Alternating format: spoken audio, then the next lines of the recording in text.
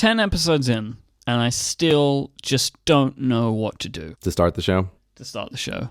You always feel awkward about it? Well, now you're turning it into a tiny segment, which is Myke awkwardly tries to start the show. You complain about the schedules, and this is what I complain about. I just don't know what to do with it. The best part is I do nothing to help you. No, you make it worse. Yeah. I just sit here and I wait and I go, Mike's going to start the show. Let me see what he does. And then I say something and you just go, oh, trying to start the show, are you? Yeah, I draw attention to it, which makes it worse. And so this is what we do now. I see you have a line in our document, which you've placed before the follow-up section, that you seem to have a video game recommendation. Yeah, I put it at the top there because you seem to be in charge of all the show notes. I don't want to mess up all your beautiful little show notes. So if I ever write anything, I'm just going to put it at the top and you can put it wherever you want. If there's one thing I have learned, Myke, which is that if you're doing a show which is vaguely about work and being self-employed, the thing people really want to hear about is video games. It certainly seems that way, because anytime we mention it, the Reddit becomes full of video game stuff. So I was looking for feedback on mind maps, and I do have one little part, but there was nothing in the Reddit, right? But did we hear about video games again? Yes, we did. Yes. The conclusion to draw from this is that people who are self-employed, they have a lot of time for video games, maybe, and it's something that interests them. So I thought, I guess let me mention something then, which is when I was just editing the last episode of Hello Internet, which went up yesterday after a big editing marathon. I was looking for something else to play, and you may be a little young for this, Myke, but did you ever play a game called Dungeon Keeper as a kid? No. Yeah, see, that's what I figured, because I forget, how old are you? You're like 25, is that right? I'm 27, I think. This is the thing, I don't know how old I am most of the time. To the point that once I said how old I was on a show, and someone wrote in to tell me that I was wrong and told me my correct age. Nice. Nicely done there. Yep. Genius. Yeah, so you would have been a little young for Dungeon Keeper, but it was a game that had kind of a cult following back in maybe in the 90s or so. But it is yet another game that follows the tragic story called Electronic Arts buys a promising video game company, promises to make a sequel, and then doesn't for years, and eventually spits out a horrible pile of poo that nobody likes. Considering I'm doing the editing, I will at this point say they just go and fuck everything up. They fuck it all up. They do. They really do. At the Electronic Arts corporate offices, it should say Electronic Arts, and then right below it on a banner, it should say something like Crusher of Dreams. Yeah, they're just terrible, and they just love to buy up talent and then squander that talent. But Dungeon Keeper was another one of these things where people were really excited for the third game in the series, and nothing eventually happened except pooping out a horrible free-to-play, actually you need to buy 1,000 in-app purchases thing for the iPad a little while ago. But just like with City Skylines, where someone else finally took up the mantle for SimCity because Electronic Arts wasn't going to do it, and they built an amazing spiritual successor to SimCity, better than anything else, which is, of course, the City Skylines. There's a team that has put together the true successor to Dungeon Keeper, which is now called War for the Overworld. I only mention it as a recommendation because it originally came out many years ago, but it was just like a buggy mess that was unplayable. But I remembered that I had purchased early access to it on Steam, and I thought, let me give it another try. And I had several enjoyable hours kind of wandering down the nostalgia factor of playing this game from my childhood, which is now very good, and is definitely worth checking out if you ever played Dungeon Keeper when you were a kid. So this is one of my recommendations. I want to make a recommendation as well. Yeah? For a PlayStation game called Rocket League. It's amazing. It's just this little game. It's like one of those things. It's just a little game made by a studio that I'd never heard of before that just captures the hearts and minds of people, and it just takes off.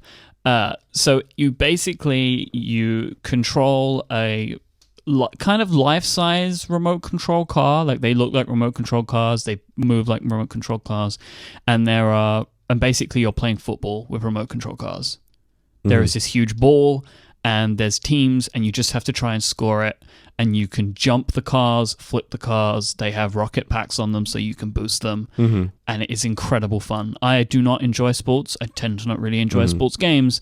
This one is just totally different. And if you have a PlayStation, you should own Rocket League because it is fantastic. And they have, you can play against AI or you can play online. Which I really like that they have both, because there's way too many console games these days that just put everything as online multiplayer, which is not typically how I like to play. Yeah, I get frustrated by that as well. If you buy a game, it's like, oh, only multiplayer online. Like, oh, forget it. Yeah, it's not my bag. I just don't like it.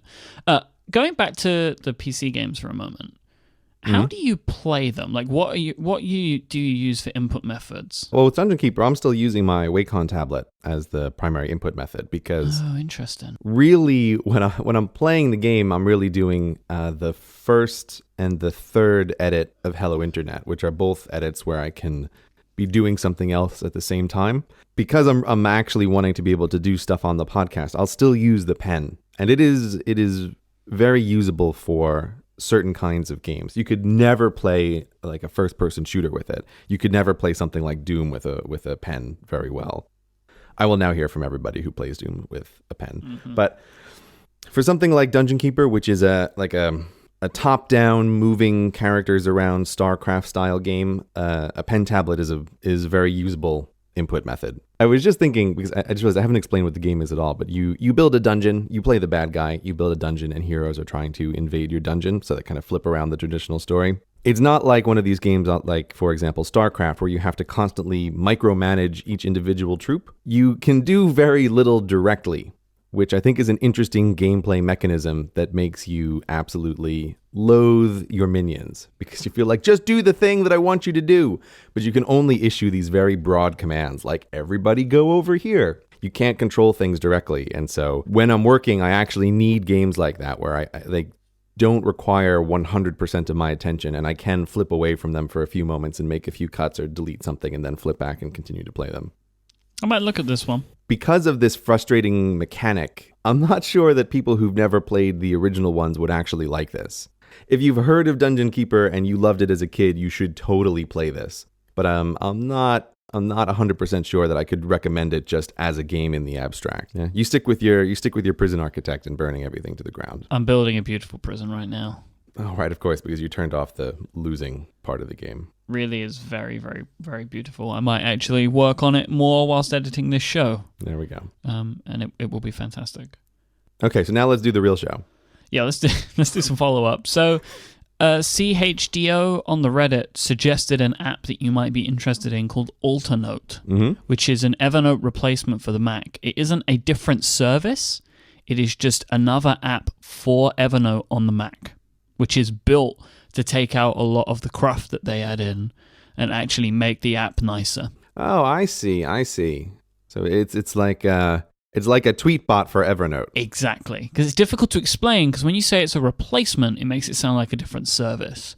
But this is actually just an app that looks way nicer to be used for Evernote. But it's just on the Mac. Yeah, it does look like it's much nicer. Yeah. I might give that a try. I think you should, because if you, I don't know how much you use it on the Mac. I assume enough. The answer is as little as possible and enough. See, my thing when I look at something like this is I just know that if I was to start using this, I would want it everywhere. Right, yeah, that's part of the frustration. You know, and that makes me sad. Oh, they are making it, though. They're making Alternote for iOS. They've got right down the bottom, sign up to our newsletter, be the first to know about Alternote for iOS. I would definitely give something like that a try, because one of my biggest complaints with Evernote is, okay, so I throw all this stuff into Evernote, and I have a default folder called Inbox, so that I can just throw everything in there and I don't have to try to pre-sort it. It makes it easier to just be able to throw things in to remove a little bit of resistance. But that does mean that every once in a while I have to go through my inbox and sort all of the stuff that I've collected into, which topic folder is it going to go into. This is exactly the kind of activity that I would love to do, say, while sitting on the couch, and my wife is watching some TV show, and I'm there and I'm paying attention, but I also want to do a little something. Like, this seems like, the perfect kind of work to just organize something like that. I would take out my iPad to do that on Evernote, except that why they do this, who knows, but it takes so many taps to take an item and put it in a folder. And it just blows my mind. Like, isn't this the primary purpose of your thing? Is for sorting and collecting stuff? Why do I have to click on the note, click on the information box, click on where the folders go, then scroll down to select the folder that I want, click on the folder, and then click OK? It's like 100 taps to put something in a folder. So I just don't do it on my iPad, even though that is obviously the ideal place to do that kind of work. It's hugely frustrating. So if Alternote makes an iOS version, I will definitely check it out, because at least from their little video here, it looked pretty good for Mac. They have a dark mode. I noticed that right away. That's extremely important to me. Ticking all your boxes here. And version 2, apparently for the Mac, is going to have full Markdown support. Sold. Yep. That sounds like a winner. Yeah, this definitely looks like a winner. I mentioned we didn't have a lot of follow-up on mind maps, but we did get follow-up from one person, Adina, my girlfriend, who I spoke about in the show. She provided me with very detailed follow-up via iMessage yesterday on her way home from work as she was listening. So I would like to provide her reasoning for mind maps, because at the moment she is the only person on site for mind maps. Was she trying to sell you on mind maps? No, she's just telling me why she likes them. Okay. So she says, I need mind maps to organize the information that I find out for my job in a way that makes sense to me, rather than how someone else has structured it that makes sense to them. Mind maps help me simplify findings and rationales, and also helps me remember them. So no matter what question I get from someone on a project, I can go to that specific location on the mind map to find the information to answer that question. So the way that I see this is like, so she draws out these mind maps. It's like, okay, I think about this, which leads me to this, which leads me to this. So if somebody asks her a question later, she can see the thinking that informed the decision, which is interesting. And she wanted to say that the way that she does these types of mind maps don't look like regular mind maps, where one idea is in the center and everything branches out from it. She says that doesn't make sense to her. And then she went on this rant also against mind mapping people to say, how do you organize your ideas? Why do you just throw them on paper? Do you just draw more branches? And it's crazy. So she does her own style of mind mapping. And I can see the thinking behind it, like drawing out these diagrams to try and display the way that you're thinking. And if your brain works like that, it's great. But it seems like on the whole, Cortex listeners don't seem to have mind mapping brains. Could you get an example mind map from her? Because it sounds like she doesn't like mind maps either, and she's actually doing something else. I feel like we need to see what she's doing. I can try, because you try, Mike. I don't know what she can share. But I'll see if I can get something. And if I can, then great. If not, maybe I'll ask her to do something for me, and we can put it in the show notes. I don't know how much we can do, how much I can show, because she might get in trouble for that. But we'll work it out. That's fine. It's worth it for the show, though, isn't it? Oh, definitely. I mean, her job isn't really as important as this show, of course. So, priorities. I have said nothing about that. You just said that sentence. Well, I can listen how that sounded, and I can remove it if I need to. This week, I am happy to tell you about a new sponsor for Cortex, and that is Fracture. If you've never heard of Fracture, let me tell you what they do. They're a fantastic company that is doing awesome things with photos. So these days, our photos are trapped in our devices. They live inside of our phones, they live inside of our computers, inside of our tablets, they live on Instagram, they live in Google Photos or iCloud or anywhere. Basically, they are locked away. And you can, if you want, you can print them out. You can go down to the local pharmacy or something and print some out for yourself and put them in a frame. Once you've found a frame you like, and put them on the wall. You can do all of that, but you shouldn't. You should get a fracture print instead. This is what you do. You go to fractureme.com. You choose a photo that you like. You upload it. You choose a size and shape that you want. They do square sizes and rectangle sizes. Their rectangle sizes go all the way up to 21 inch by 28 inch. And Fracture will print that photo directly onto a piece of glass. No frame, nothing. Just a piece of glass with a photo that you choose printed directly onto it. They have a lovely foam back, so they're really easy to hang up. They actually include a screw in the box for you, so you can do it all. They're packaged so fantastically. They're actually made in Florida. They have a small team in Florida who makes them and checks every single one of them to make sure that they're good.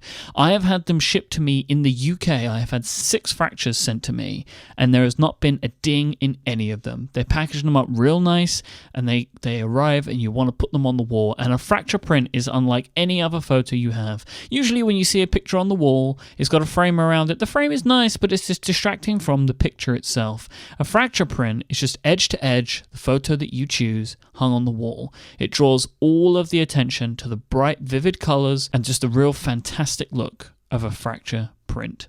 I've had fracture prints of podcast artwork that I've done. You could get album covers, you could get Instagram photos on their great square sizes, or you could just get a bunch of great photos that you love of your family and friends.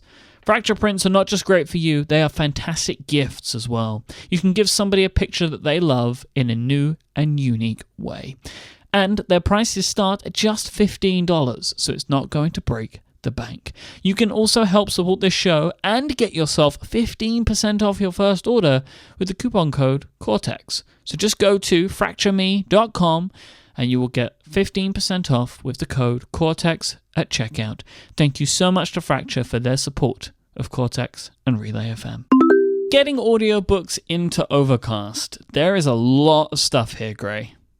So referring to last week where you were very upset about the Audible icon changing to orange, and it was completely throwing off the feng shui of your home screen design. I realized listening back to that episode that it did sound a little crazy that I was having this problem with the fact that it was orange.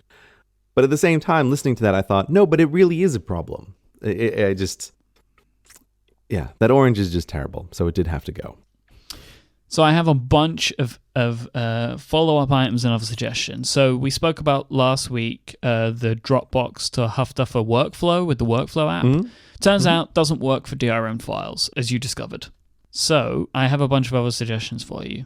Lucas sent over something that he created to create a private audiobook podcast feed using Dropbox, and it's a script that he made. I didn't test this because I'm too scared and confused to run scripts. It's just not something that I understand. I've upset everybody, but it's just not a thing that I've ever really spent much time with. So I assume it works. I like that you are open and honest about that. Yeah. It's just never something that I've spent any time with. I don't know any type of programming language, nothing. It's way over my head. Scripts equals scary for Mike. Yes, terrifying. Absolutely terrifying. So I'm guessing then that you were unsuccessful in attempting to remove any DRM from the from the Audible files. I can neither confirm nor deny my attempts at doing such a thing. All I am providing you, Grey, is just some suggestions. Right. That's all. Right. I will also neither confirm nor deny that such a thing is possible, and say for the record now that if I ever make any comments about doing such a thing in the future, that they are entirely theoretical conversations that are being had. Exactly. Just, speculating about what might or might not happen. But I can also say that I have some thoughts about smart speed as it relates to audiobooks. Oh, interesting. Well, theoretical thoughts, I suppose. Right, yeah. Tyler suggested something called JustCast. It's a service that allows you to create a podcast feed using Dropbox, but everything happens automatically. So this is kind of like the service version of what Lucas made. You can sign up for it. It is a service that you can pay for if you want to. There's a couple of different tiers for it. You just create a Dropbox folder, you associate it with this little app, and then everything that you put into this Dropbox folder gets added to the RSS feed, so you can subscribe to it in other services. Of course, these aren't just for audiobooks that may or may not have copyright protection. It can be anything. Maybe stuff that you find. Maybe you just want to create your own podcast feed. You can do that. There is another service called Podmash that Cosmic Servant suggested on Reddit, which looks to be a private alternative to Huffduffer. So it basically gives you a login and it's private. The feed is private rather than Huffduffer where everything is public. The other solution to all of this is just to create a RSS feed using a service provider like Libsyn or Simplecast, like how you would normally create a podcast and just create the feeds. But the problem with doing stuff like this is you're putting those feeds potentially into the internet. I mean, you can keep them private, but people could eventually find them. Yeah, I'm realizing though it never even crossed my mind to use Libsyn, which might be one of the simplest answers for how to do this. It's just, It's like, oh, I'm busy making podcasts. And then I also have this problem of, boy, I wish I had a podcast feed for this thing. It never occurred to me, like, maybe we can put these two together. You would be surprised how long I was reading the feedback and putting this into the document before that occurred to me. Right. Like we are both professional podcasters who are in need of a podcast and we didn't know how to do it. How would you even make one of these? Yeah. I don't know why my brain went to, can I write a script that would take a drop? Like I would like to recreate the whole thing myself.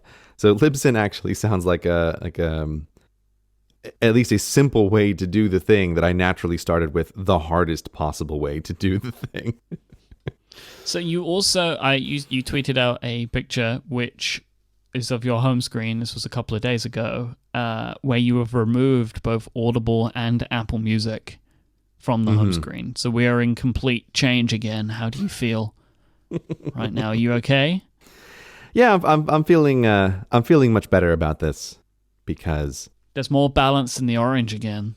There's more balance in the orange. Yeah, there's some things that I still don't like. I brought out the settings app to the main screen as I speculated last time I might, which is nice. You can put that anywhere. I've had to move things around a little bit more since the last time I took that screenshot, but overall I'm relatively happy because yes, I made the decision that two things were going to get demoted to the other folder, and it was Apple Music and Audible for very different reasons. Audible because of their terrible color orange, which I have to say I liked. I have gotten a bunch of feedback from people using other Amazon services, and it looks like Amazon has gone with orange for all of their icons. But the Audible icon orange clashes with the other oranges that Amazon has selected for their other services. So if you look at a whole bunch of Amazon icons, the Audible one is the only one that just looks different and like it doesn't belong. So it's not just me. Other people were complaining about this as well, that if you're all in on Amazon, the Audible one sticks out like an ugly duck. But so yes, I got rid of that one. And I have, because I think we mentioned it on one of the earlier shows that I was going to give Apple Music a try and hope that Apple Music was solving all of my various music problems. And I have been giving it a go since it came out. But the end result is that I hate Apple Music and I don't like anything about it. And it's been causing huge battery drains on my phone because for some crazy reason, I want to actually have music on my phone, and Apple Music seems to disagree with me. No matter how much I try to get it to download stuff, it just doesn't, and it throws up error messages all the time of, oh, we can't actually download this, just constantly, but it's still working in the background. And it's just like, I feel like I'm fighting with it the whole time, and it's also optimized towards old style radio, and like there's nothing about it that I find pleasing. So I feel like, you know what, the hell with this. I'm just burning my whole music collection down to the ground, and I'm just going to start over with Spotify. That's my conclusion. I've been seeing that you've been having issues. I have absolutely no advice for it because it just looks like a horrifically annoying thing. It does surprise me because I can't personally tolerate that color green that Spotify chose when they changed to that. Just not even green. Like, I don't even know what that is. It's like they should create some sort of new color class to describe what that thing is. I don't know why they did that. It's like they're trying to burn into the screens or something. It's just a color I cannot abide by. I feel like you in this scenario, but that Spotify color makes me very uncomfortable. See, this again, I think is our age difference here, because I grew up on computers that were just two colors, horrible greens and black backgrounds. And so that always feels like, oh, it's like going home again. Any kind of green on black color scheme, I'm always a big fan of, because that's what I grew up with computers. So I am not bothered by the green of Spotify, even though I can see that many people would be just as bothered by it as I am by the orange of Audible. But again, I had another idea this morning when I was putting the show together. And I created something for you.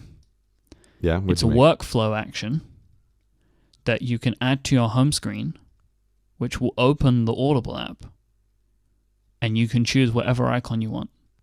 Oh, I know. I've used these services before. Is it Iconify? Or are you just using the workflow app to do it? Yeah, I just created a workflow in the workflow app.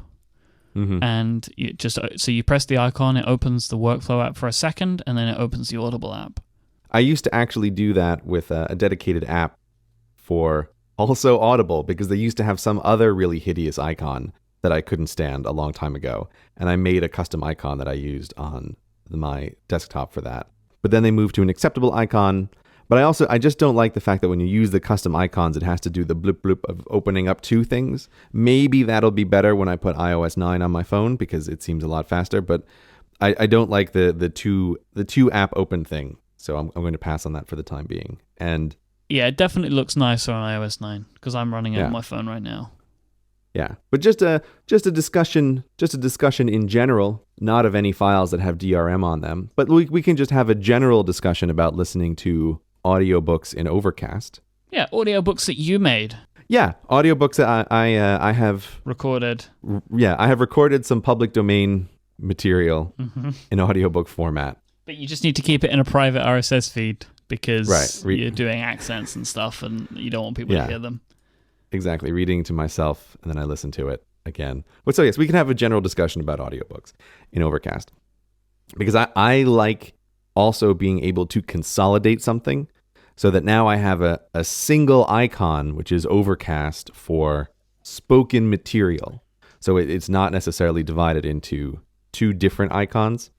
And I can now, again, for books that I have made for myself and not books that I have gotten from anywhere else, I have a playlist in Overcast, which is just for audiobooks. So that when I open up Overcast, it's like, okay, I have my 3 standard playlists, and one of them is now audiobooks, so I can listen to audiobooks there. And I like that. I like just having the one place to go for spoken material. So even if Audible were to come out with a much better looking icon, I think it would forever remain in the other folder. Like I will use it to browse for audiobooks, but I'm not necessarily going to have it on front and center because now Overcast is my place for spoken material. The only thing I will say is that listening to audiobooks with the Smart Speed feature, which is the whole reason that I use Overcast, is a strange experience because I think when Marco, the guy who makes Overcast, was testing out Smart Speed, he was listening to podcasts and deciding how much of the space should be taken out between words or between sentences. And when I'm using Smart Speed with podcasts, I almost never even notice if it's on. Sometimes I'll have to look and say, do I even have Smart Speed on? Because it shortens it, but it shortens it in a very natural way. But when you're listening to an audiobook narrators are speaking in a very different cadence. It's not a conversation. And a couple of the audiobooks I have listened to, it has the feeling of, man, I know Smart Speed is on because it feels like they're talking very, very fast. So that's just my personal experience. Is it feels like the knob or the calibration on Smart Speed with audiobooks is way high because audiobook narrators have much bigger spaces between their words and much bigger spaces between their sentences. So it feels like I have it on, maybe 1.5x. Instead of just 1x. So I think I'm still going to use it, but it is taking a little more getting used to than I thought listening to audiobooks with Smart Speed. Audiobooks that I've recorded, of course. Yeah, I have listened to an audiobook in Overcast, and it was a very different sounding experience. Okay, so it's not just me. I'm not being crazy here. It sounds strange because it's just one person. Maybe that's what it is. And so it's just like, it just sounds strange because you would expect that person to take a break at some point, but they never do. Yeah, that's true. That's true. Although I have to say, one of my absolute pet peeves is, I almost don't want to say this out loud because when people hear me say it, they will not be able to help but tune into it. But I'm still going to ruin some of people's listening experiences. I hate it in audiobooks when the audio engineers leave in the narrator taking a breath. I am reading a sentence. This is a second sentence that I'm now reading. This is the third sentence. And it's like, God damn it, right? Like, why didn't you take that out? Whenever I do narration, like pre-recorded narration that I've done for shows in the past, I do remove that. I remove the breath. Because it's infuriating. Yeah. It's absolutely infuriating. But I think you might be on to... Just heard you breathe. Yeah, now you're going to hear me breathe every time. Yeah, because we're all sacks of meat that have to take in oxygen. Otherwise, it doesn't work. But yeah, exactly. But I think you might be right that the Smart Speed sounds weird when it's just a single person continuously talking because you are expecting that break and it never comes. I think that might be what it is. But anyway, I'm still going to try it out and I want to get used to it. But it's one of these things where you think in advance, oh, I'll definitely like this thing, and then you try it and you go, ooh, it's not quite what I was imagining. I know Marco will never do it because he has an Apple-like take on adding options into any of his software. But this is the one time I feel like, man, I really wish I could dial back Smart Speed a little bit on this playlist. But that's the kind of option he will never add to Overcast, even though I might want it. Yeah, because I don't even know what that is. Like, how do you mean dial it back? Like, I don't want it off, but I want it on. I just want it in the middle of off and on. Well, my understanding is he has it calibrated to do something like remove 40% of the silence whenever there is silence.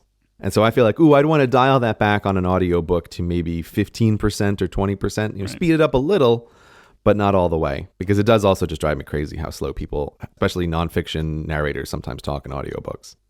Anyway, that's enough of that.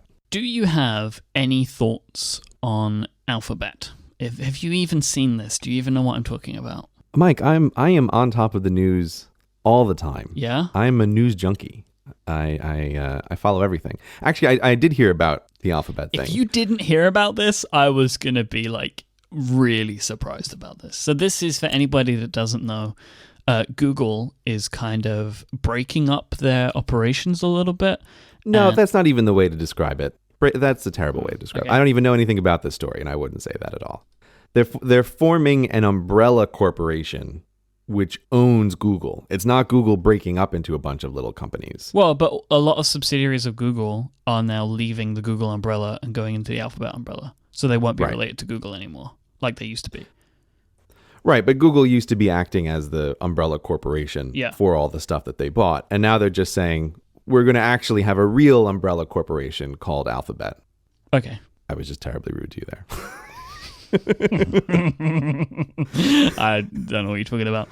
So Alphabet now owns Google, the new Google, which has less parts in it. So Alphabet has now taken and owns companies like Nest, which was owned by Google, is now owned by Alphabet and is separate from Google. I find it very peculiar that YouTube is still owned by Google, even though YouTube has its own CEO anyway. That is something my brain can't completely wrap around. But yeah, I just wondered, is there anything in this that interests you?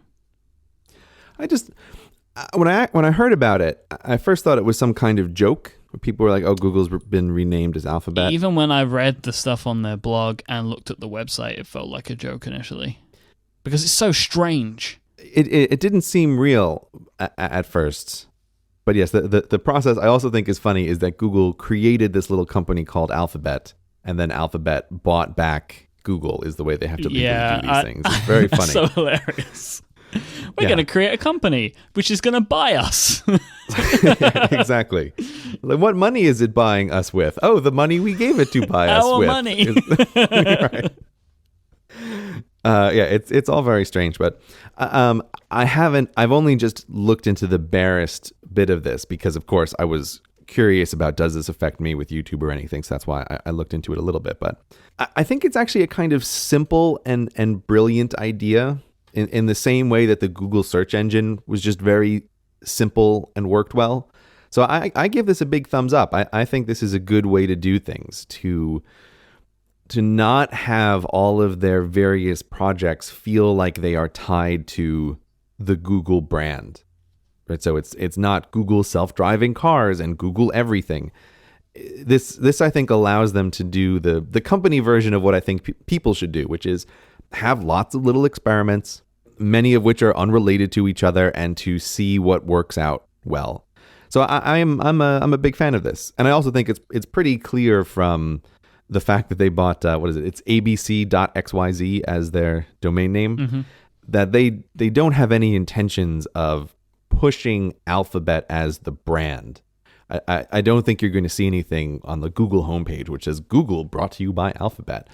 I think it looks like it really is acting as a holding company that then buys up or creates all of their various experiments. I believe that I did see them say somewhere that Alphabet is not a consumer-facing company. While I do think it's a good idea, the Alphabet and the whole G is for Google, N is for Nest, S is for Shineheart Wig Company. This whole thing that they seem to be doing, it does feel a little bit like the villainous corporation in a dystopian future where it's like, look at how happy we are, but everything is actually terrifying because B is for Boston Dynamics. It's the robot murdering company. Yeah, exactly. Like Boston Dynamics. Absolutely terrifying, but the inevitable future of humanity. Creates robot dogs that can fall over and stand up, which is one of the most horrible things you will ever see. Yeah. Yeah, or I mean, that's their old stuff. You should see their new humanoid stuff. It's like kill it with fire is the reaction to seeing some of their humanoid robots. But so yeah, I that's the bottom line. I think it's a good idea. I think it's a nice, clean, simple idea that allows Google to do stuff that doesn't end up tarnishing Google's own brand when their projects don't work out. Because I think that's just a natural thing that happens to companies. You feel like, oh, Google tries all these things and then they kill all these things. They have no focus. And I've even said similar things about Amazon. Like, I feel like, oh, Amazon does all this crazy stuff and none of it works out. Even though I think that's actually a good strategy. But with a company, I think it helps to dissociate yourself from a lot of your experiments. So it doesn't feel like, oh, you're always doing all these things that don't work out. Because most things don't work out, but you only care about the things that do. It also helps Alphabet when they buy companies like Nest for it not to seem like they're just trying to collect all of your data, whether they are or not. But when it was Google doing it, people would tarnish it with this idea that, oh, now they're going to control your home temperature to try and sell you air conditioning units. Like, there was this like fear that people had that I think this might help alleviate if the companies are a bit more separate. When I was in Hawaii, I actually stayed in a place that had a Nest thermostat in it. And the fact that it is connected to Google and is part of Google, it made me feel creepier about the Nest thermostat. It's like, oh, right, there's a camera in the Nest thermostat. And the company that owns the place that we're staying in can look through the camera, but it's also all tied in with Google services. It's just it was a little bit weird, and I was very aware of that Nest thermostat in the main area where we're staying. It's like the little HAL 9000 on the wall. And do they have cameras in? I don't think they have cameras in. The newer versions have a little camera in them. They make a camera called the Nest Cam. Oh yeah, which is different to the Nest thermostat. Maybe I am getting confused, but I'm pretty sure. I think you are. Nest. I'm Googling. It has an infrared sensor. Okay, so it has an infrared sensor, but it doesn't have an actual camera. Doesn't have a camera that somebody could see you through. Yeah, okay. I'm glad we got to the bottom of that. Disassociating the things works with what we've just been talking about with this confusion over whether the Nest has a camera in it, because I feel like I just assume Google is the kind of company that would be like, yeah, put cameras in it. Right? Whereas if Nest was some separate feeling company, it'd be like, oh, the neat little thermostat, isn't that great? Like they used to be when they originally were around, right? Before Google bought them. Yeah, exactly. I would have never given it a second thought that, oh, is there a camera in the Nest thermostat? But now Google owns it, and my brain just assumes like, oh yeah, it's spying on me and listening to me and sending everything into Google. And Google's going to make sure that the next time I'm seeing an ad, it's for exactly the thing that my wife and I were talking about in the main room of the house. Yeah. You don't want that. You don't want that kind of thing following you around. No. Last week we spoke about script writing and the kind of what goes in before you start creating the video. So today I actually want to talk a little bit about animating and assembling your YouTube videos. Okay. So you have a quite distinctive animation style, I think, with your little stick figure Grey and stuff like that. I mean, it didn't necessarily start off that way, but you developed it over time. But from the very first kind of Grey Explains video, there was always animation. It was always animated in some description. Why did you decide to go with animation and not just like film yourself in front of a whiteboard talking? I did animation on the screen for two reasons. The first is that I was just very familiar, as we discussed last time, with making presentations in this style for classrooms. And so never when I was making a presentation for a classroom setting did I film me talking to camera as part of that presentation, because that would be insanity, because I would be in the room giving the presentation. So I had no experience filming myself, and it would have been a totally different thing to do to try to figure out lighting and the audio. Like, it was just entirely out of my abilities at that time. The other reason is that right from the start, I did want to keep my face off of my YouTube channel, because I did have a couple other little videos that I did before the UK one, which really kicked things off. And in all of those videos, my face is not on camera as well. And the reasoning for that is because I was still employed at that time in various schools. And I wanted to, as much as possible, keep a distance between my employment and my projects on the side. Now, of course, that distance couldn't be complete. Like, I'm still using my actual name. Like, that's the name of my YouTube channel. But I thought that keeping the face off was just a little bit more distance, so that maybe if a student happened to see one of my videos, it would be less likely they would actually realize it was me in the video if they're not seeing me. So yeah, I wanted to keep things apart. I mean, maybe this is a bit of a story for another time, but the short version is that I left schools twice under circumstances where I was trying to become self-employed. And the first time didn't work out, but the second time did, which was YouTube. But in both cases, the people at my schools had no idea that I was working on side projects. I never mentioned it to anybody. I never brought it up as a topic of conversation that I did things on the side. Like, I just would not ever want anyone at work to know that, because if people at your place of employment know that you want to be independent and to do things on your own, at best, that makes them start treating you like a non-entity who has no future at this place. Like, that's the best possible outcome. And the worst outcome is that you have a target on your head as someone who can potentially cause problems for the institution.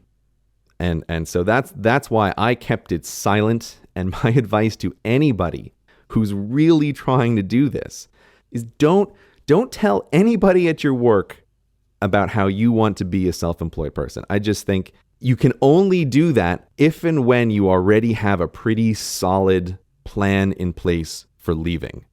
But even the second time, when I was doing YouTube, when my income was enough that I could safely leave teaching, I still didn't tell anybody at my work why I was quitting. It was just like, oh, I'm just quitting, because I just didn't want to connect it at all. But yeah, I mean, I don't know. What did you, because I know that you were doing your podcasting thing. You were in a similar position. Like, you had a somewhat public career that you were doing while you were at your big corporate job. But I'm just realizing I should have asked you this first. Did you tell people at your work? Like, have I just pooped all over what you did while you were at your company? Well, it's slightly different. So when I first started doing what I do, part of the employment rules at my company is if you want to start a business of your own whilst you're under the employment, you have to have it approved by a senior manager. Oh, interesting. Because I worked, so this is when I worked in branch banking. So I worked in a bank branch. I kind of worked my way up to a branch manager, but this was before that point when I was kind of like a senior member of a team. Because there's so much money around, right? You're actually dealing with real money. If you have a business on the side, it's a really great way to hide the money you're stealing. Oh, right. Of course. Of course. So you have to be deemed as much as somebody can be, a trustworthy individual. Because I learned over my time, you can't trust anyone. Oh, yeah? Is that Mike's advice on life? Don't trust anyone. When there's cash around. When cash is just lying around, you may think that someone's a friend and you can trust them. But then you find out that they were stealing money. Like so there's this big taboo around it, but my boss was very gracious. She understood my situation and was happy to agree that it was all okay. And then I tried to keep it to myself as much as possible. The secret was out, but I never shared any details. I didn't tell anybody where to find my stuff. Exactly. Like, I just kept it all to myself. But then, when I wanted to get out of the branch stuff and move into my marketing role, I had to use my on the side stuff as a reason why I would be good at marketing. So the secret was completely out. There was nothing I could do about it. Because I had to like have interviews with multiple managers where I could show them the types of things that I do and why I think that would make me a good marketing candidate. So then they knew about it and they spoke about it and everyone knew about it. And luckily in the scenario that I was in, everyone was kind of cool about it. And anytime anybody ever spoke about it, they were actually just interested. But I never brought it up. And I agree with you completely. For as much as you can keep it to yourself, keep it to yourself, because there is no upside. Literally no upside. Because as you say, anytime you speak up about something, you get labeled as a troublemaker because you don't care. If there's layoffs and stuff, you can be put to the top of that list. Yep. And one of the things that you'll find out when you're starting to start a self-employed career is that your current employment becomes the way that you fund that. And if you don't have that anymore, you can't achieve the goals that you want. Oh, yeah. Yeah, without a doubt. It becomes the vehicle which enables the side projects. Yeah, I mean, I would I would never tell my employers this, but I viewed, particularly in the later years, my teaching as exactly that of this is what is financially supporting me while I am attempting to bootstrap my actual career that I want. If you say that, you're just in trouble at work. So that's why you have to keep that stuff to yourself. And of course, if you're doing something publicly on the internet, there's always going to be a limit to that. Like there are ways that people can find out what you're up to. But yeah, just try to minimize it as much as possible. So yeah, going back to it, that's why I didn't have my face in the video, was partly just thinking about anything I can do to make it less clear that this is me is something that I definitely want to do. But yeah, I mean, I was really kind of amazed because I was still doing YouTube at my last school for about 1.5 years. And at that stage, I was getting videos with hundreds of thousands or maybe millions of views. And I did know that a couple of students knew about it. But as far as I could tell, no one on the teaching staff ever knew, for which I was always hugely relieved. But I was also just worried about the day when this conversation comes up with a manager at some point of like, oh, what's this thing that you're doing with YouTube? They ask innocently, but actually have already watched all of your videos. Exactly, right? Or they want to know. They want to know why, but they're going to pretend like they don't know anything about it. It's managers in some ways are weirdly deluded about the corporate structure and about how things actually work at companies. But many managers would still be aware that lots of their employees, if they could become self-employed, would do so. Right? So a manager may know this in their mind, but it's still different once it comes out in the open. That you in particular are a person who is enacting plans that may have you leave the company at some day. And yeah, that's why I said it. At best, they treat you like an indifferent person who has no future there. And at worst, you're at the top of all of the lists for getting booted out of there. So that's why anybody with side projects, keep them quiet. Hello again. It's time to talk about another great sponsor. This week, it is Hover. Hover is the best way to buy and manage domain names. Me and Grey talk quite a bit, just in general as well as in this episode, about ideas and projects and stuff like that. If you have a project these days, it's probably going to be on the web. And if it's not going to be a web project, you will most likely want a website for it. And the best way to secure the domain name that you want to put your website with is Hover. They make it super simple to search for domains. You just go to their website, you type the domain you're looking for or some keywords, and Hover will find the best matches available and show you what they have. They have all of the domain options that you'd expect, like .com, .co, .me, .net, .us, .uk. They even have some crazy ones as well, like .plumbing, .coffee, .academy, .ceo. Everything. Whatever you want, Hover have it, and their .com domains start at just $12.99, so they're really greatly priced, and all of Hover's domains include Whois privacy if the domain supports it. They will just enable that for you for free. Now, what this means is that your private information will be kept private, because when you register a domain, if you don't have Whois privacy, your name, your address, your phone number, it can all be made available for people to find. A lot of other registrars will make you pay extra to protect your own private information, which is crazy. Hover don't believe in that. They just give it to you. They just give you this protection because they think that's the right thing to do. And this is the kind of company they are. Another fantastic thing about Hover is they have no hold, no wait, no transfer telephone support. If you give Hover a call, someone's going to pick up. It's going to be a human, and that person is going to be able to help you. They're not going to pass you around to 20 different departments. They are there, they are ready, and they are happy to take your call. But if you're the type of person that prefers more robotic information, they have great support documents and guides on their website, and they also have fantastic email support too, which I've used a bunch in the past. And if you have a bunch of domains elsewhere, you can actually switch them all for free, and you don't even need to worry about the hassle of going to your current provider and trying to unlock your domains and get them over. You just ask Hover to do it for you, and they'll take care of it. This is what they call their valet service. No matter how many domains they have, they will transfer them. So, I want you to go and try out hover.com today for the domain that you've been looking for. You want to use the code SCHEDULE, SCHEDULE, at checkout, and you'll get yourself 10% off your first purchase at hover.com and show your support for this very program. Thank you so much to Hover for their support of Cortex. So you remained and you continued to have the style of animation, which was you would display things on the screen to highlight what you were talking about. But when did the Grey stick figure character come in to play, and why did you choose to do this? I'm looking through the videos, and I can't actually remember which was the first one, but I think I may have had a dozen or so videos before I ever had a little stick figure me on screen. I really wish I could remember offhand where it was. I think it might have been the 2012 video, the 2012 and the End of the World.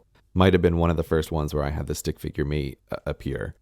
Yeah, so the earlier videos were almost entirely picture slideshows, where it's just pictures that I'm putting up on the screen.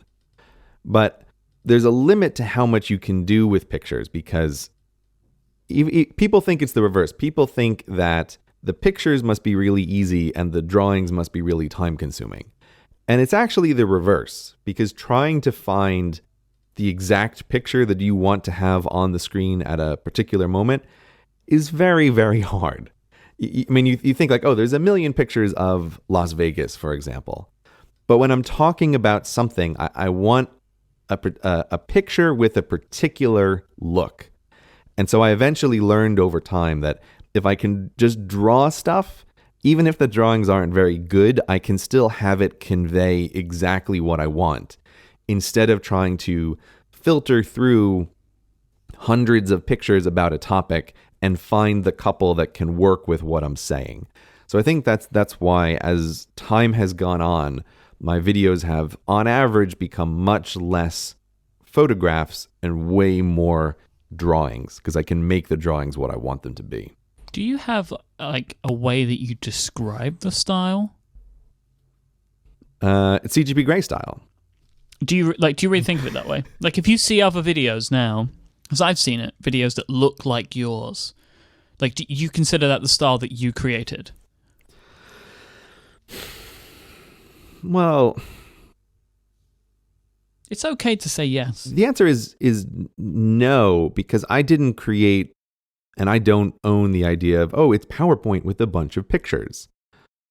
But it's a weird situation where I do come across videos that sometimes very explicitly say that they're trying to copy my style.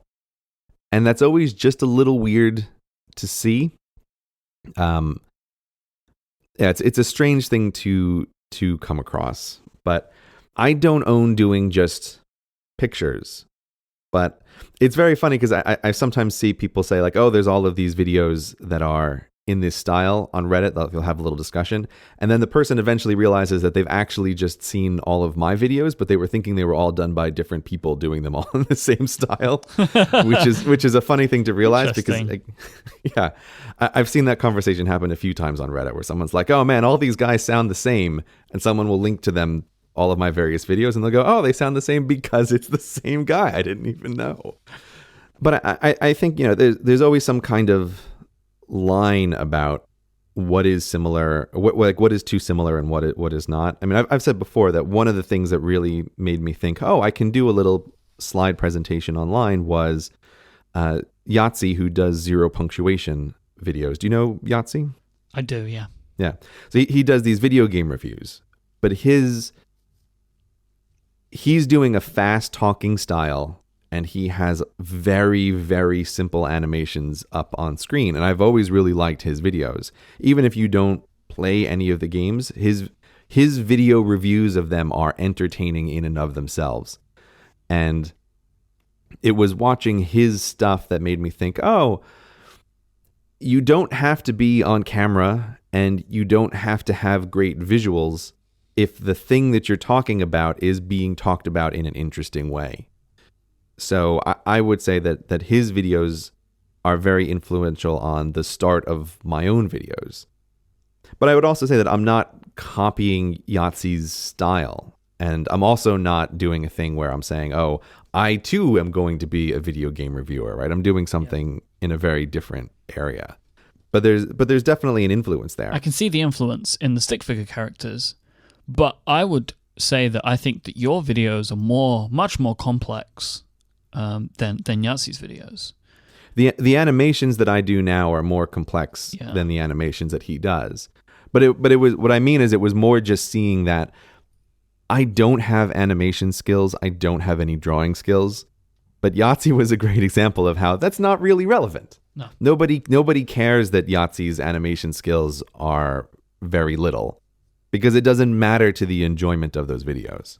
They're excellent videos, regardless of the animation skill. I want to talk about the tools and software that you use, but I think that there's a step before that, which is the planning of the animation. Mm-hmm. Do you storyboard it? Okay, sort of. So here's what happens. When I'm writing the script, for the first, let's say 50% of the drafts that I'm doing, I'm just trying to get something that is vaguely coherent and readable to any human being from the gigantic mess that we talked about last time. But once it gets into this stage where I can read it out loud in a single session, I start thinking very consciously about what is going to be on the screen when I'm saying each of these things. So the second half of the drafts, that is very much in my mind. And when I'm writing it, I almost have like a little image in my brain about what's going to be on the screen. Because if you write a script without thinking what's going to be on the screen, you are going to be in a serious amount of trouble when you actually go to try to animate that thing. It's very, very easy to get yourself into phrasings of sentences that are totally fine if you're reading them in a book or an article, but that do not work at all if it's going to be going with an animation. So I'm trying to work on the script keeping that in mind. But when it gets very, very close to the end, and I think, okay, I'm a few drafts away, one of the things that I will do is, it's not a storyboard, because when a traditional storyboard is a rough sketch of what's going to be on the screen.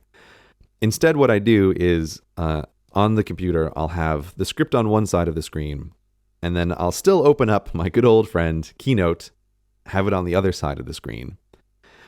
And I'll go through the script paragraph by paragraph, and I'll put a slide or 2 or 3 for each paragraph, and I will write a brief sentence about what is going to be on the screen at this point in the script.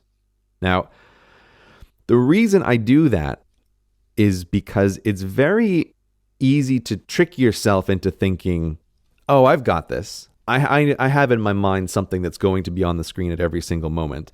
But I force myself to write it down for each paragraph because I will sometimes catch out little sections where I realize, oh, I actually don't have any idea what's going to be on the screen for these 3 sentences. And 3 sentences is an eternity in an animation. Like, you have to have something that relates to what you're talking about then. So that's why I do this thing with Keynote where I force myself to write it down in words, what's going to be on the screen. You know, this is going to be a fort with a couple of stick figures in it. This is going to be a king holding his crown and it falls off. Just very, very brief descriptions. But I don't draw anything because again, I have no artistic skills, so I have no ability to create a sketch. I only have the ability to create exactly what I make. That is the best that I can do, and it is also the worst that I can do. I have no in-between skills. So that's why I write it out in little words to have an idea about what's going to be where. When you started off, what tools were you using? Like, I assume you probably didn't start with Wacom. I assume that there are software tools that you use now which maybe didn't exist or you didn't know about. Like, how did you even begin? I might have had a Wacom at the time because I've always had some problems with RSI. I think ever since college, I've always been switching various input methods. Sometimes I use trackballs, sometimes I use Wacom tablets, sometimes I use a regular mouse. I switch it up so that I'm not always using the same thing all the time for every single thing. So I might have had the pen tablet. But in terms of software, Keynote, almost entirely like we described last time. And then audio-wise, I used GarageBand to just record it on my iMac. And GarageBand was totally fine because it was free and it was on my Mac and I could just use it and it was relatively simple. And then I used iMovie to put the 2 things together, the audio track from GarageBand and then the video track from Keynote. So I could play a Keynote on the screen and I was recording what was happening on the screen and putting those 2 things together in iMovie. And that's how I was syncing up the video to the audio. What I love about that is that all of the tools that you used are tools that are now available for free with any Mac. I think about this all the time. And it's one of the things I really like about YouTube. I mean, I just like it. I like it about the world in general now, which is that there are no gatekeepers. And the tools to do things are at your hands. They might not be the best tools. Like I wouldn't use iMovie and GarageBand today, but they're free and they're there. And if you put time into them, you can learn them and do amazing things. And you can just, people always talk about, oh, don't you think it's harder to start a career on YouTube now than it was years ago? And my answer is, no, I don't actually think it's any harder to start now than it was years ago. I sometimes think people use that as an excuse not to start. Is like, oh, well, everything that could ever exist exists now. It's like, no, it doesn't. If you think you can make something that is good, you have free tools almost certainly on any computer that you own, and you can just make a YouTube account tomorrow. And then if your video is good, you submit it to Reddit and it can be on the front page of Reddit in 12 hours. It's an amazing, amazing world that we live in. And I think to make a video like I make 30 years ago would take millions of dollars in equipment and broadcasting rights and all kinds of crazy things. Like it's an amazing world, Myke. It really is. It really is. It is. I agree completely. That's why I find it so fascinating to hear that like you began with you're basically hacking together tools to work the way that you want. I didn't even know, and I still don't know. Can you export a Keynote as like a movie file? Is that how you did that? I don't think Keynote had it at the time. I know that now you can export a Keynote as a QuickTime file. But I think at the time I had to record the screen to actually grab it. And I was... See, that's so awesome because you were hacking it together. And I love that because that's the attitude, I think, which is so awesome about this kind of stuff. You just had this idea. You were like, well, how can I do this? Well, I know how to use these 4 pieces of software. I'm sure I can kind of sticky tape it all together and spit out a video, which millions and millions of people have now seen. That UK one made with iMovie is now at 7.5 million views. Yeah. Which is just crazy. That changed your life. It totally did. I feel very fortunate to be an adult person in a time when the tools are available and the gatekeepers are gone for many things, and you can just try stuff. It was a thing that with some of my more able students, I was always trying to impress this point upon them. If they would say things like, "Oh, I want to be a video game designer," or "I want to be a writer," it's like, you just start right now. I know you're in high school, and I know that you think you need to go to college and learn about this stuff, but trust me, you don't. You don't need to do that. You can just get started now. And nobody cares how old you are if you write a good article. Like, it's not relevant. Or, you can go download Xcode right now and start messing around with computer programming. And I just felt sometimes my students had this notion of, oh, someone needs to give me permission to do this thing, or I need to be formally trained to do this thing. It's like, you don't. It's there for the taking. And you do not need to be ordained by the keeper of creativity. Yeah, or just any kind of production. Like, it's just out there for so many jobs in so many fields. And like, being a YouTube creator is a kind of career now in the way that it was not so much when I first started. But it's the same. Like, there was no YouTube university that I went to for degrees. Like, you're just making things and then you kind of fall into it. And that's why I think there's so many things like that in the world. If you're interested in something, pursue it, and maybe something will come out of it, and maybe it won't. But just give it a try. But yeah, I'm not sure I was ever entirely successful at convincing any 17 or 18-year-olds to do a thing that they wouldn't have done anyway. But I was. Yeah. But like I said, a few of my more able students, when they'd say things like, "I want to be a writer," it's like, "Do you have a blog?" And I'm like, "Oh no, I don't have a blog." Like, make a blog right now. Like, go make a blog and just start writing stuff and go for it. Yep. I had that exact same conversation with my brother a couple of years ago. He would love to be a sports journalist, and he was looking at trying to write for magazines, or he was applying for things with the BBC, like for internships. And I was like, okay, do you have a web address? Like, where is your blog? That would be my first question too, yeah. Exactly. I set him up with a Squarespace account. I bought him a domain on Hover. Ding, ding. And I just set him up. I was like, just do this. Just write this stuff. And he's got some little bits and bobs from it now. Because when he applies to places, and this is so important, if you want to do this kind of thing, even if you want to be in the world where you have an actual job, right? But you want it to be a creative kind of thing, show you can do it. Like, that is so important, because then when he was applying to these places, everybody asks, give me examples of your work. And it's so much better if you can say, oh, I do it already. I'm not writing something for you right now. Like, take a look at the stuff I do every week. Exactly. Anyway, let's get back down off our soapboxes for a moment. Yeah. What software do you use now? Over the years, I transitioned from iMovie and GarageBand and Keynote as the primary tools that I was using to... Now I use the most techie of the programs. I use a program called Inkscape for almost everything that I draw. And Inkscape is a vector drawing program.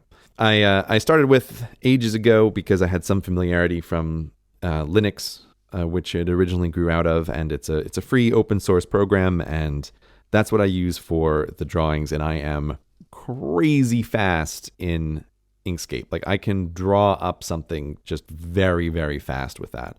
Whereas if you try to draw a stick figure in Keynote, like, I hope you have a couple hours, because it's actually really fiddly to do. Whereas if you're using a program that is actually designed for drawing, it's way faster. So I quite like Inkscape. I do sometimes think about switching away from it, but it is very well suited to my purposes at this moment. What would you look at? Something like Illustrator or something like that? I'm always just surveying the field, because I know that I happen to just land on Inkscape because at the time I had no money. Yeah. No, I get it. So that's why I originally used it, because it was free and open source. And I always just feel like, oh, maybe I should be using Illustrator, or on the opposite end, I always have my eye on OmniGraffle as a possible alternative, primarily because OmniGraffle would allow me to do some animations on my iPad, which is something I might be interested in. If Apple comes out with a bigger iPad and nice stylus, hint, hint, Apple, Tim Cook, you listening? Editing on my iPad is something that is a attractive to me, presuming that I have the right tools eventually. But I stick with Inkscape because I'm so fast and because I know how to use it so well. Any particular video is never the video that I feel like, oh, let me try doing something with Illustrator now and vastly multiplying the amount of time it's going to take. Right. So I may end up using Inkscape for the rest of my career, even if I'm always interested in what other alternatives exist. It took me a long time to switch to Logic. That's where I was going next, is that I also use Logic for the audio. And that switch took me way too long to do. Yep. And I was using GarageBand right up until when the Hello Internet podcast came out. Because when I was thinking about doing that podcast with Brady, I thought, okay, if I'm going to be working with hours and hours of audio, this is the point at which it now makes sense to learn Logic. And then I would also get the benefit of, if I learned Logic for the podcast, I can use Logic for the audio for the videos. Mm-hmm. And that was a difficult transition, but boy, has it paid off. Like, man, am I a lot faster in Logic. I mean, the whole audio portion of making those YouTube videos used to be a really big deal. It used to be like a couple days of many, many takes and lots of fiddling around with editing and trying to get it just right. And now, man, I can bang out the audio for one of my YouTube videos in a couple hours in the morning. I don't even think about it. Like, I don't even plan about it. And that is without a doubt 100% attributable to biting the bullet and learning how to use Logic. I was really breaking GarageBand. Oh yeah, I bet. If you were doing real podcasts in GarageBand, it is not designed for that. No, and I my thing was just because Logic, the jump from GarageBand to Logic is one of the biggest technical jumps I've ever made.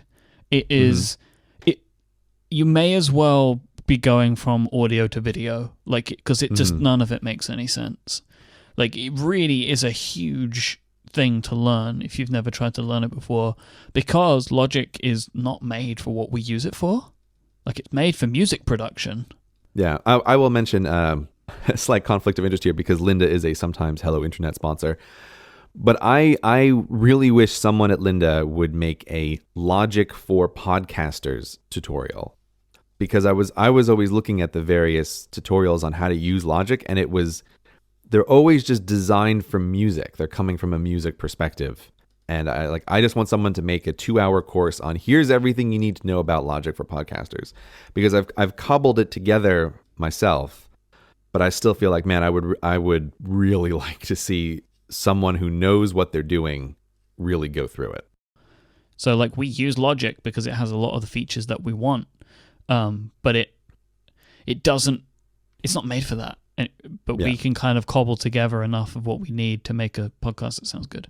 Now we can talk about stories about, walking uphill both ways. I used to record and edit podcasts on an 11-inch MacBook Air. I am at my parents' house, obviously, and I am using the 15-inch Mac Pro, which normally lives in my office. I brought it with me. That's the one piece of equipment I will move. I don't have a redundant computer. I'll bring the computer with me.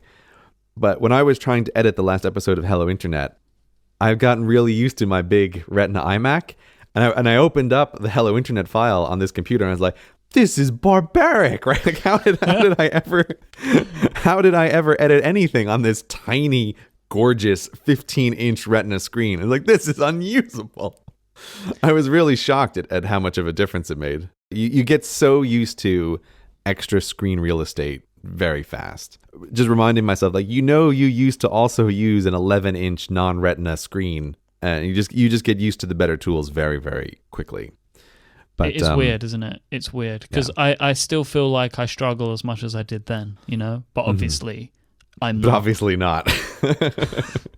Could you give me that thing right now, and I'll just quit? Yeah, it's like there's the hedonistic treadmill where you get used to more and more comfy lifestyles as you go up in civilization, and you get used to it very fast, and you just start assuming like, oh, of course central heating is just the norm.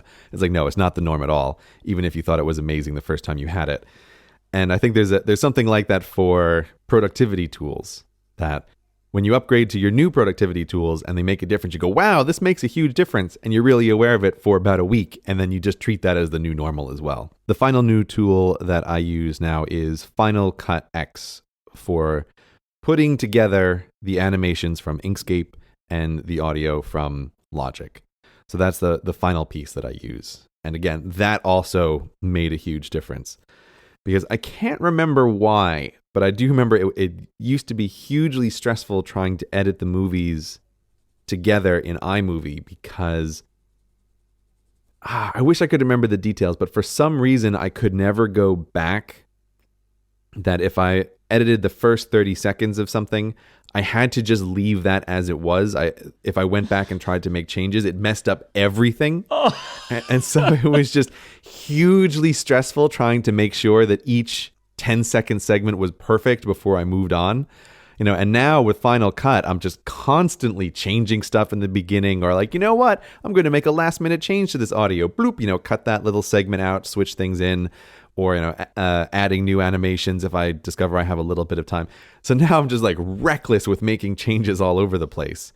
And again, it's from using a professional tool that allows me to do that. I decided to make the change when Apple did their big redesign of Final Cut X. Many people in the industry complained about that big changeover, but I thought, wow, opportunity for me. Like Apple burned it all to the ground and started over. And I was like, yes, I am one of those people who is now just getting into this industry. And I'm very happy that they got rid of however the old Final Cut worked.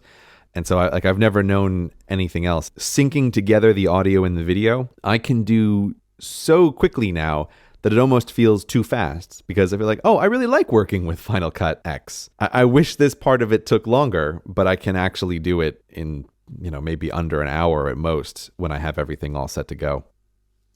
I have to say, because people will be upset, I think it's 10. I think it is 10. I don't care. I know you don't.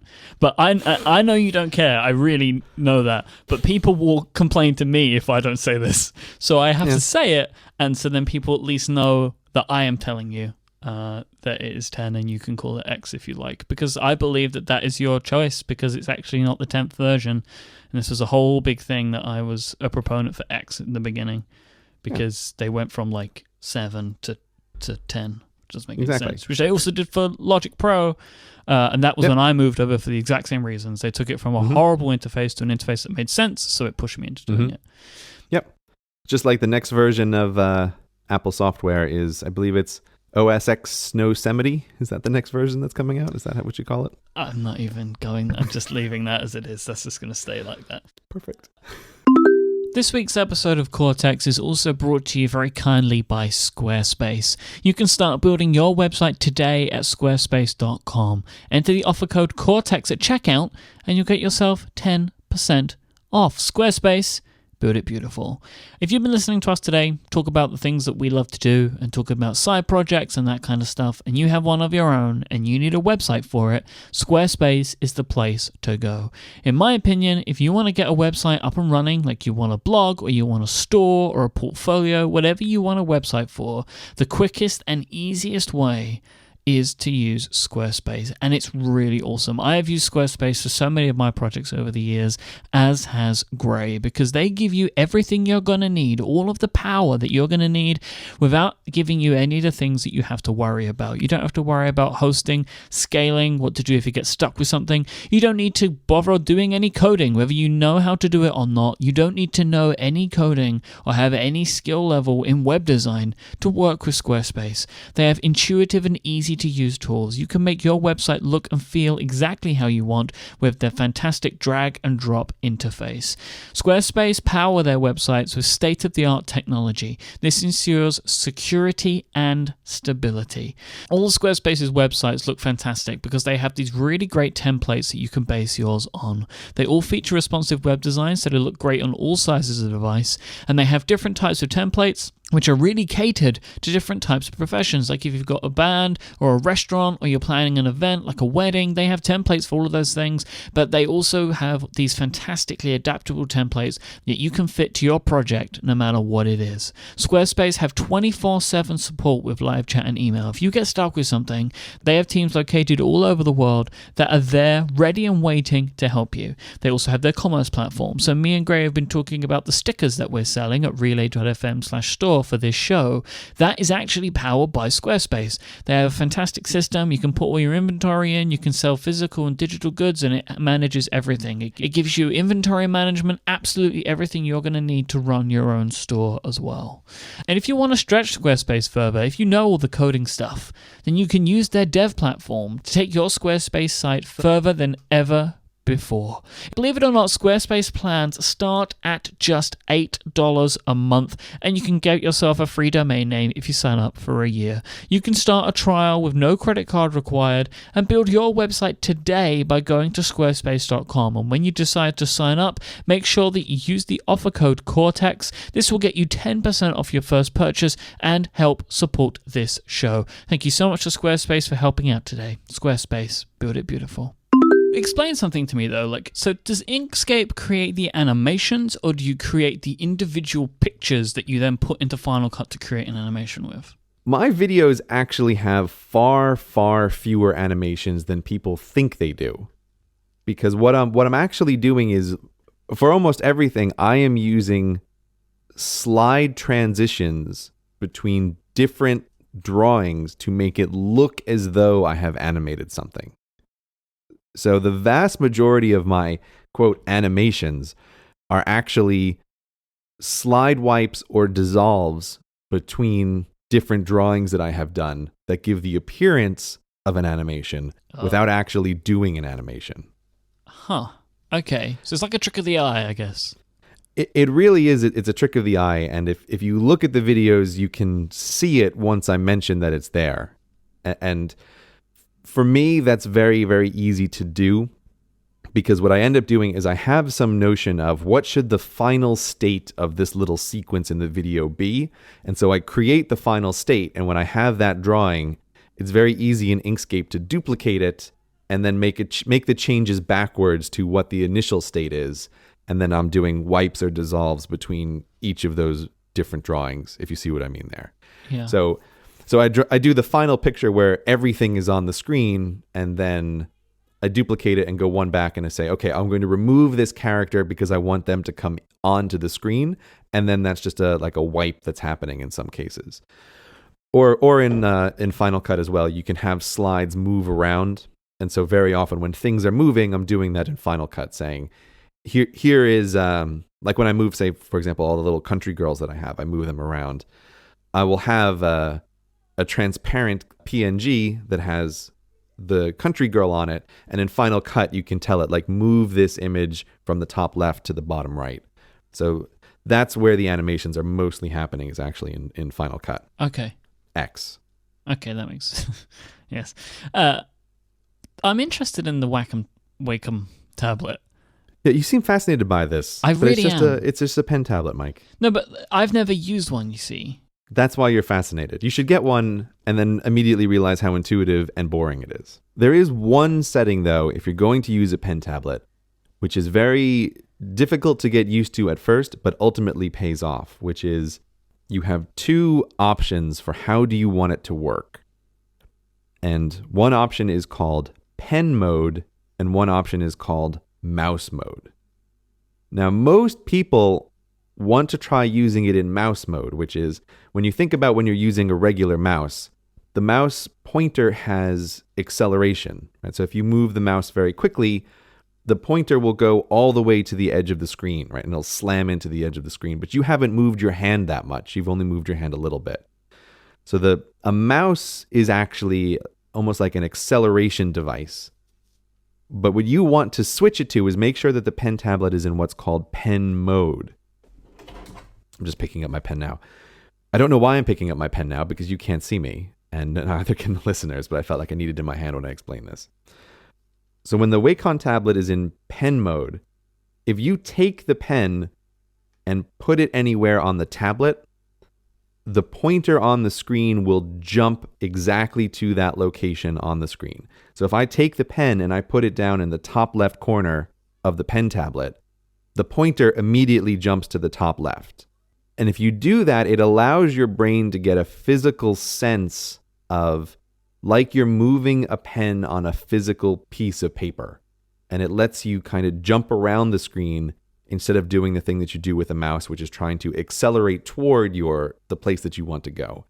It's a weird feeling at first, but it's definitely the way to use it in the long run. Does that make sense? I think it is difficult to fully understand it without having one. Bottom line, when you buy a pen tablet, make sure you put it in pen mode, people. You'll freak out at first, but you'll love it in the long run. Okay. I'm looking at these on Amazon now. Okay. And I found one here.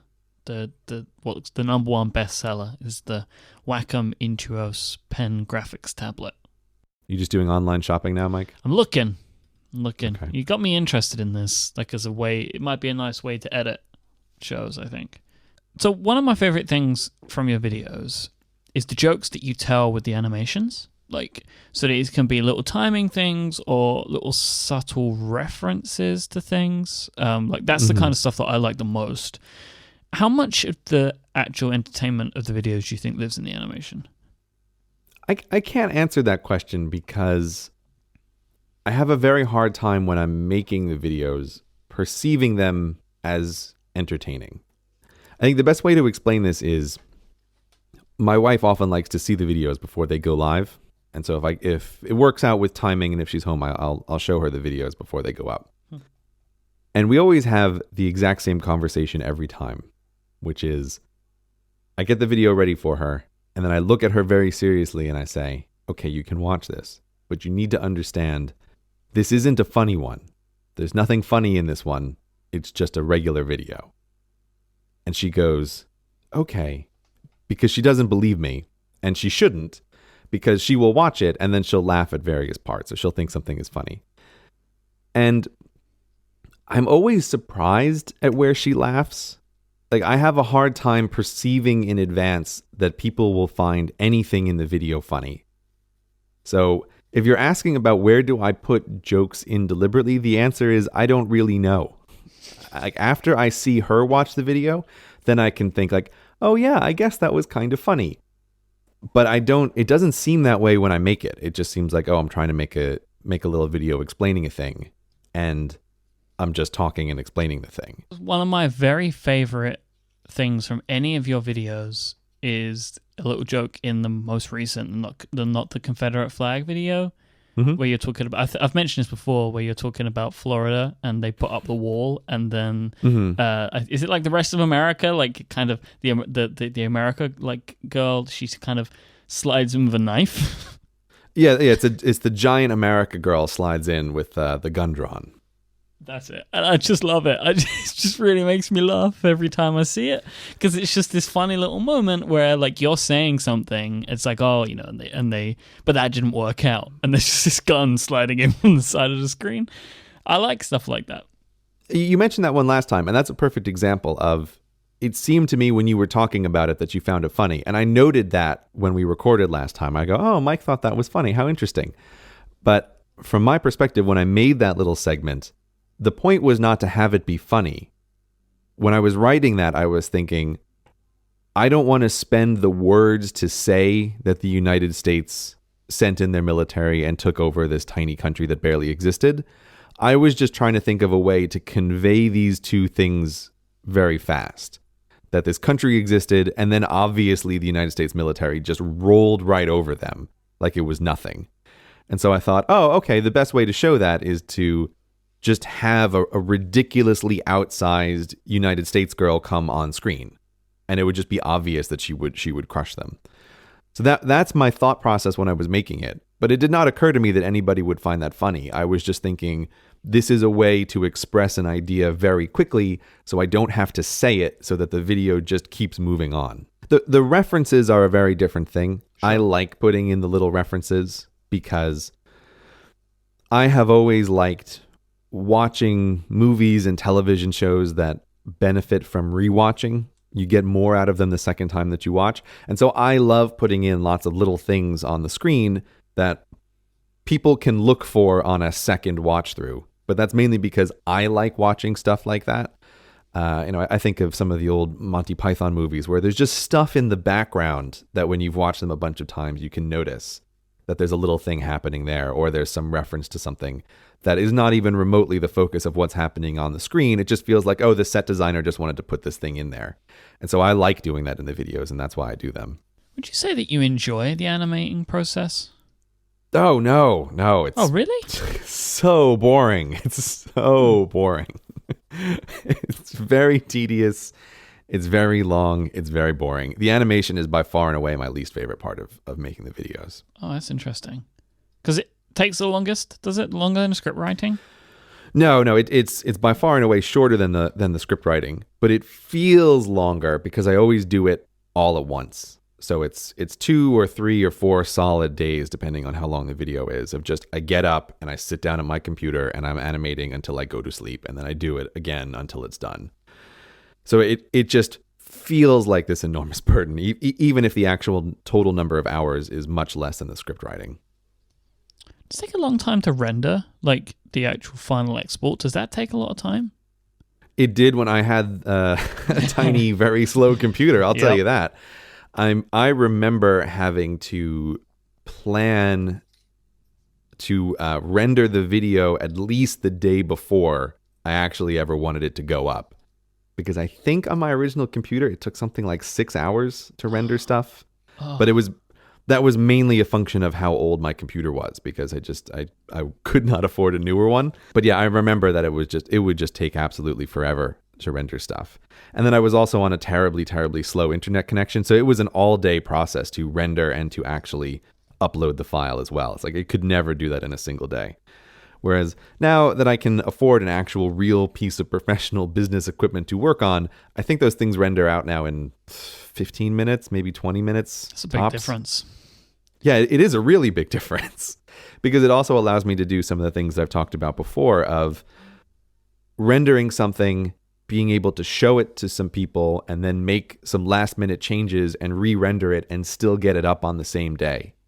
Like that makes a big, big difference in being able to do that kind of stuff.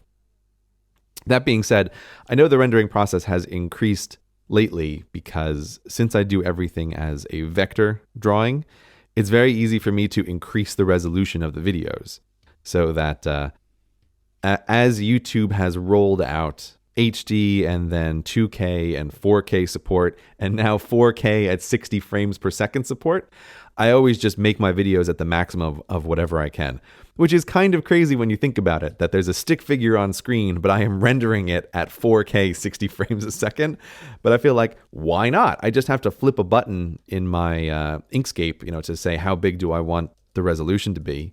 And it's another button in Final Cut Pro to say, oh, export this at 60 frames a second rather than exporting it at 30 frames a second.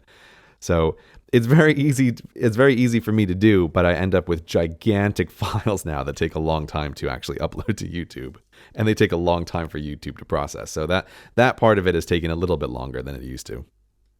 So we've spoken a lot about the animation, but there are some videos and there are some elements of some videos in which you use stock photography, or you've got like Humans Need Not Apply, where it's all like stock video and stuff like that. Mm-hmm. What makes you want to look at something like that, and then how do you go about finding that type of media? Okay, so there's a process that has happened here. If you look at the videos over time, in the beginning, yeah, in the beginning, I used almost entirely Creative Commons images, which is very time intensive to find the right images and also to make sure that I'm giving credit to the people who created them. Again, for the listeners, Creative Commons means that someone is posting the image on the internet, but they can specify in advance the ways under which it can be used. So they can say, yes, you can use this image for commercial purposes, and you can modify it as long as you give me credit.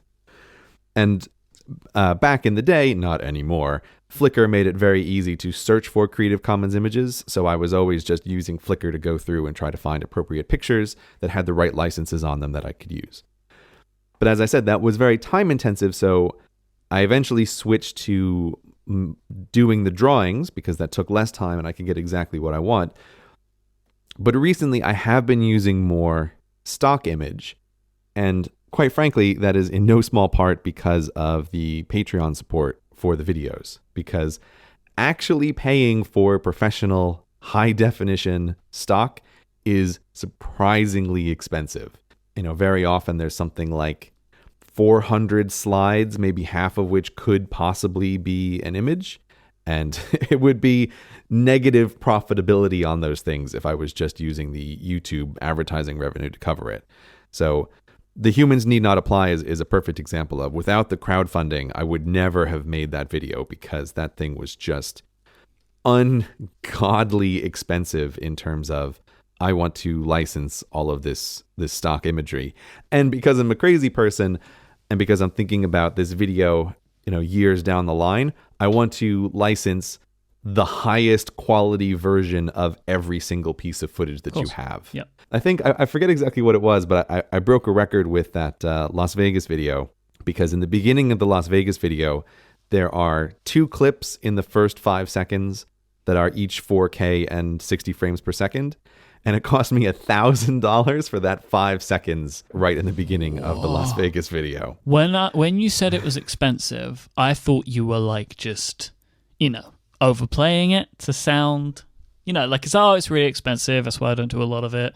The Patreon support helps, so it feels like it balances out. But no, you need that money. That is crazy. $1,000. Yeah, I mean, again, that was the highest, which is why I mention it. And I think it's in no small part because those 2 opening shots, they were each obviously shot on a drone, which was probably being flown illegally over Las Vegas to get that footage. Or a helicopter.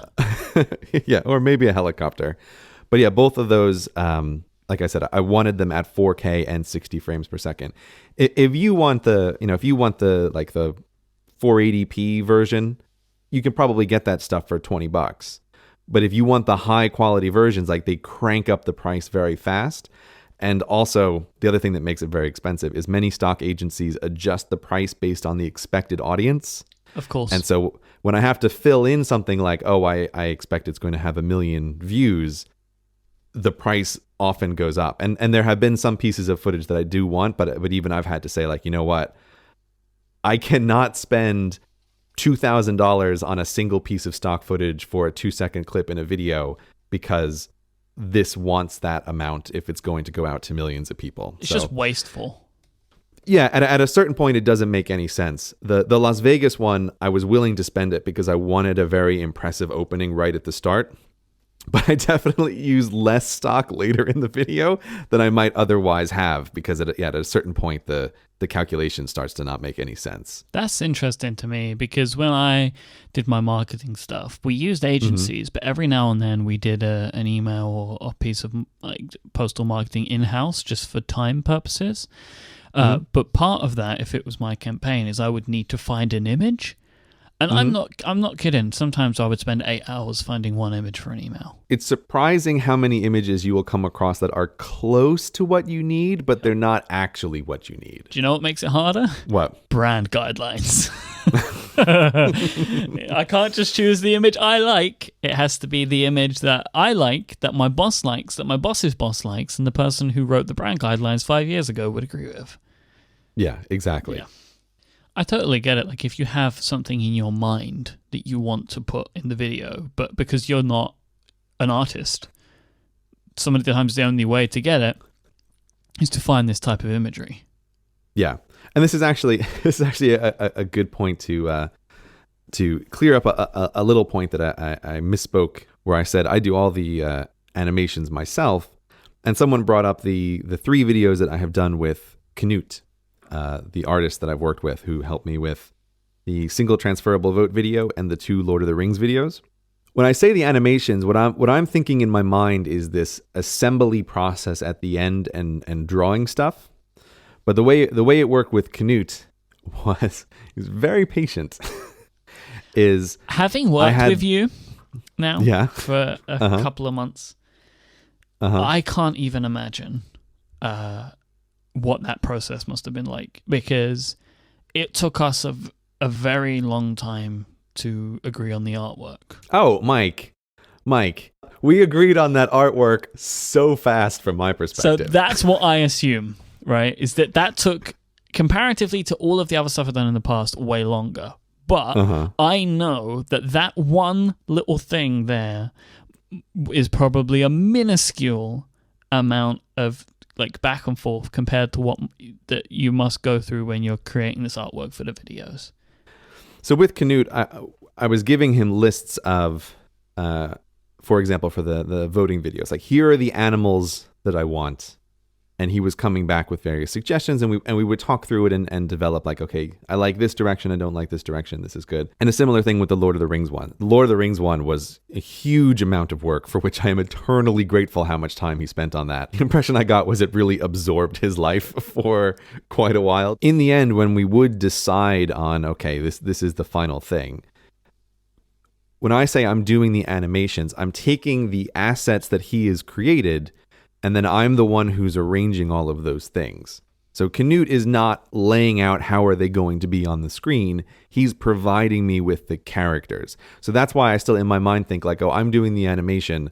But the Lord of the Rings one was definitely a case where I realized right away my art skills were not adequate for being able to do that video because there are just too many characters that need to be differentiated immediately. Like I need to bring someone on board to help me with this. And so that's the way that I have done it. But people ask, they go like, oh, you seem to hate the animations. You complain about them on Twitter all the time. Why don't you get someone to help you? Like, and I can work with an artist like Canute in this way where they're providing me assets that I am then arranging on the screen in the way that I want.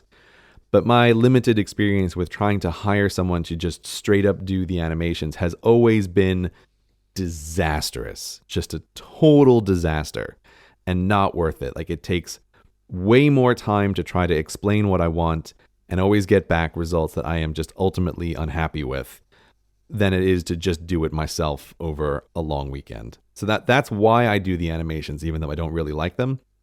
And they seem like something that could be outsourced, but my experience says they can't be. And I guess for compare and contrast here, if you think about the animations that are done for Hello Internet, the ones that are done by Dovsky, that totally works from my perspective because I don't have any idea what Dovsky is going to make. He just emails me and says, here's the audio clips that I want to use. Are all of these okay? And I say yes almost every single time. And then I give to him total creative control. I say, you just do whatever you want because you produce amazing work. And that's a totally different scenario from I have been working on a script for 6 weeks and I have a very clear idea of what exactly needs to be on the screen at every second. And in that circumstance, it's almost impossible to delegate in an effective way to another person. But with Dovsky, I have no expectation for what he's going to do with the Hello Internet animated. And so that works. Like just when you're delegating to someone, if you can just give them total control, that works. I know I could never create a Hello Internet animated in the way that he does. Like that is his skill, and I have no skills in that area. Those videos really are amazing. I love those videos. He does a good job. He makes Brady and I look very good and very funny. Shall we address the situation, the elephant in the room? What's the elephant in the room? Well, we're at episode 10 now. Yeah, I'm done. This has been great. Okay, see you later. Of course, we've actually talked about this ahead of time. I mean, really, the big problem from my perspective is that if we end it here, it's terribly unsatisfying because you opened the very first show telling people that I put sleep on my calendar. Yep. And we haven't even addressed that. That would have been in this episode if I knew we weren't going on. Yes, but I also told you that we can't talk about calendars or schedules because I have been off calendar and schedule for like a month now. Mm-hmm. So I said, oh no, it's a verboten topic. We have to pass over it. My feeling is I'll agree to do some more, Mike.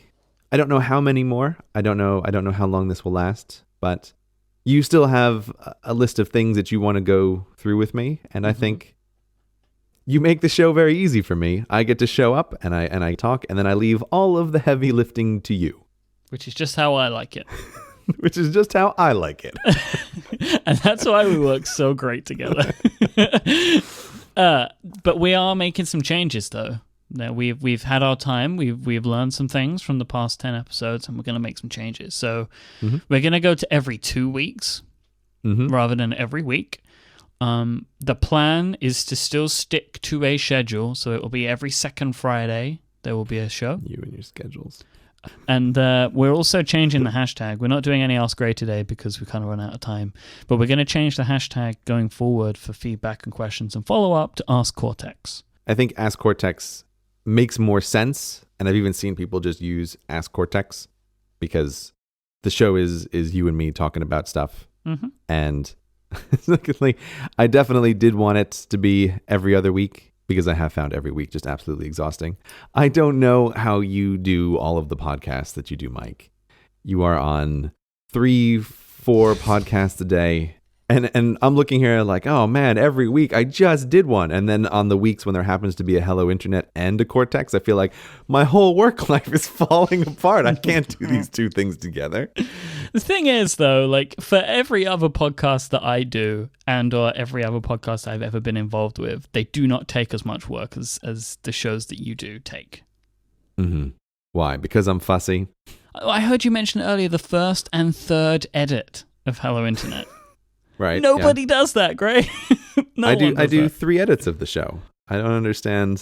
See, this is the thing. So it's just more work. But in the same vein, for us to get this show to a standard that we both like, it takes a bit more work than the shows that I usually do as well. And it's actually work that I'm happy to do because I really love the finished product. I'm glad you do. So to make that sustainable, we're just gonna do it every 2 weeks. It's gonna continue, and there's gonna be much more Cortex forever.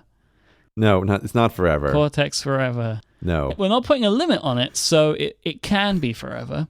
See, you just, I feel like I give you an inch and you take a forever. Yeah. It's like, I've agreed to do some more episodes, some unspecified number of episodes, and you're like, oh boy, eternity. This is not what I have said. Eternity is as possible as 5. At this point, because there is no limit. No, not as possible. It is not even remotely as possible. At the very least, we will both die, and then it will be over. You speak for yourself in that scenario. So we will be back in a couple of weeks' time. Don't forget feedback, follow-up questions for Ask Cortex. Yeah. So we will talk again in 2 weeks. We will indeed. See you then, Myke. See you forever.